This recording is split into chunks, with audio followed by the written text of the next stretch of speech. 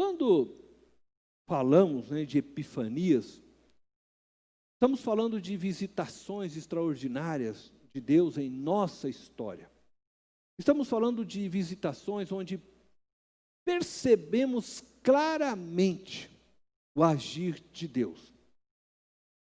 Entretanto, estas epifanias, estas visitações de Deus fora do ordinário, elas normalmente são realizadas por Deus com um propósito. Preste atenção no que diz logo no verso 1 deste capítulo 22. Passado algum tempo, Deus pôs Abraão à prova. Eu estou destacando estas palavras, Deus pôs Abraão à prova, porque aqui estava a razão da visitação de Deus a Abraão. Somos tendenciosos a pensar que Deus nos visita de forma extraordinária somente para realizar nossas vontades, para prover a nós vitórias sobre as lutas que vivemos e adversidades causadas por este mundo tenebroso, por este mundo dominado pelo maligno. Contudo, este texto nos mostra que a epifania vivenciada por Abraão não veio com o fim de trazer a ele nenhuma vitória. Não veio com o fim de responder a um clamor do seu dia a dia, a uma adversidade que ele estivesse enfrentando. Não, Deus veio com o fim de colocá-lo à prova. Temos outras epifanias na Bíblia, com outros fins. Por exemplo, Moisés. Moisés viveu uma epifania no Monte Horebe, conforme relata o livro de Êxodo, no capítulo 3, se depois você quiser ler a história. Ele estava pastoreando o rebanho de seu sogro, Jetro, quando viu então uma sarça ardendo em chamas, mas sem ser consumida pelo fogo. Então, ele se aproxima dessa sarça, de onde um anjo do Senhor lhe aparece e lhe convoca para uma missão, uma tarefa que precisava ser realizada. Então, nós temos ali uma epifania, onde Deus vem de uma maneira extraordinária para chamar Moisés para um ministério, para uma realização de uma tarefa.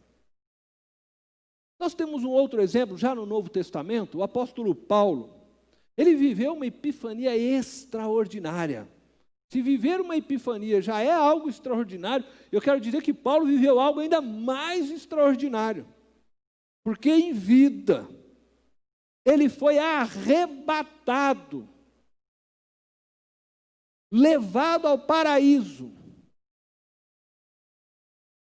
Mas, no término desta epifania, desta experiência extraordinária, para que ele não se ensoberbecesse, ele não se tornasse soberbo, orgulhoso por causa daquilo, foi colocado nele, segundo as Escrituras, um espinho em sua carne. A Bíblia não diz qual era este espinho. Existem teorias por aí dos teólogos, eu não quero entrar nelas, mas, de fato, a Bíblia diz que foi colocado um espinho na sua carne, um mensageiro de Satanás, diz a Bíblia, para que ele não viesse a se tornar soberbo. Então, diz o texto que Paulo ora por 3 vezes, né, a Deus, pedindo para que tirasse aquele espinho da sua carne. E Deus responde claramente a ele: Paulo, a minha graça te basta, conforme nós podemos ler 2 Coríntios, capítulo 12, no versículo 9. Mas ele me disse: minha graça é suficiente para você, pois o meu poder se aperfeiçoa na fraqueza. Minha graça é suficiente para você, minha graça te basta.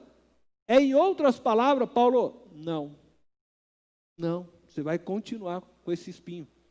E é para o seu bem que eu vou deixar esse espinho. Então, ele tem uma epifania extraordinária, mas que termina trazendo a ele um espinho em sua carne e com um não de Deus. Então, Deus pode, querido, nos visitar de forma extraordinária. Mas eu quero que você entenda que nem sempre essas visitações de Deus é só para trazer a bênção, né? Nós sempre vivemos esta expectativa. Deus vai vir, aí o anjo vai derramar a bênção daquilo que eu orei, que eu estou clamando. Pode ser que Deus venha te visitar. Quem sabe para trazer a você um chamado, como ele fez com Moisés, uma tarefa. Quem sabe Deus vai te visitar de uma maneira extraordinária, e talvez para dizer: não, filho, não, filha. Deixar claro que a vontade dele para você com relação a algo que você de repente está pedindo a ele é não. Mas tenha certeza absoluta de uma coisa: Deus sempre quer o melhor para você. Confie que a resposta dele é a melhor para você, porque os planos de Deus são de paz para os seus filhos.